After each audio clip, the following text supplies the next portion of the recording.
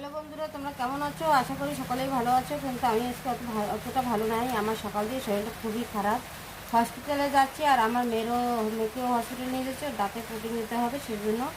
আর সকালে তো আমি একদম বিছানা উঠতেই পারছিলাম না, তো এক গ্লাস লেবুর জল খাই শুয়ে পড়ছিলাম। পুরো এই পাশটা আমার পুরো ধরে গেছিলো, একদম হাড়টা পুরো ধরে গেছিলো। তো আমি মানে ঘেঁটেই ঘুরাতে পারছিলাম না, ঘেঁটিটা এত পরিমাণে ব্যথা করছিলো। আর এই কদিন দিয়ে মাথা ব্যথা করছিলো। মেডিকেলে সেজন্য যে চেক আপ করে দেখি কী হয়েছে।